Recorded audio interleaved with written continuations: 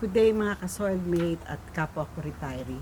July 19 today, I'm celebrating my 72nd birthday and I'm here at the patio because I try to keep our living room and our kitchen less spishy and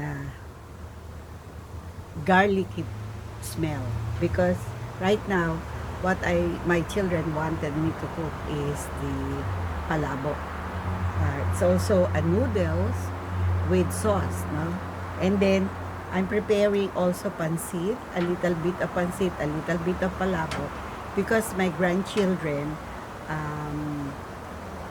don't like palabo, but my children do love because we seldom prepare palabok because it's too laborious. A lot of things to prepare and a lot of ingredients to do before, but it's because something special for today.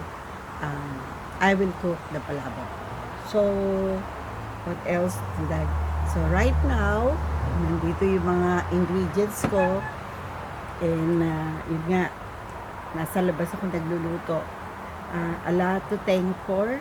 Thank you, Lord, for waking me up this morning despite our busy schedules in the garden in the last few days. So yan, maputi na yung buhok ko, maputi pa rin ang buhok ko, at kahit birthday ko hindi ako nag-dye kasi gusto ko yung natural, no? So maraming salamat sa mga nag-greet sa akin. Yung ka-birthday ko si Susan Abrenica o Girlie, as most of our friends call her, also celebrating her birthday together with me. Siya, gagawa daw yung husband niya.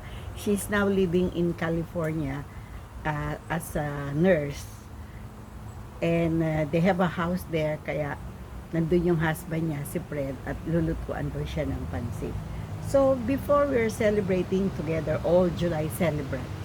But right now, kasi magkahiwalay kami, hindi na namin magawa na i-celebrate yun. Maybe pag nag-retire siya, we'll go back again sa joint celebration. Kasi very seldom you find somebody on the same date. Iba lang ang year kasi she's younger.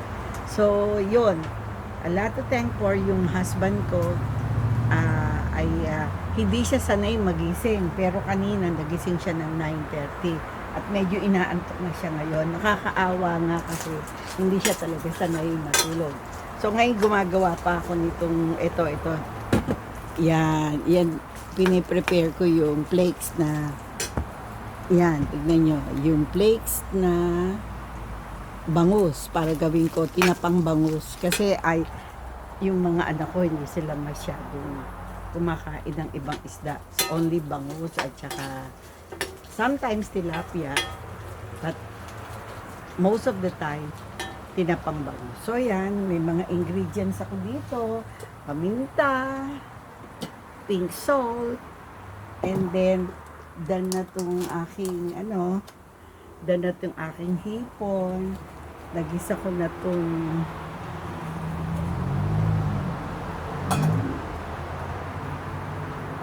tapos na rin tong aking, yan. Tapos na rin yan. Ayan, nakita nyo. Lalagyan ko na lang yan ng sabaw. Ito yung mga halaman ko. Tignan nyo. Pati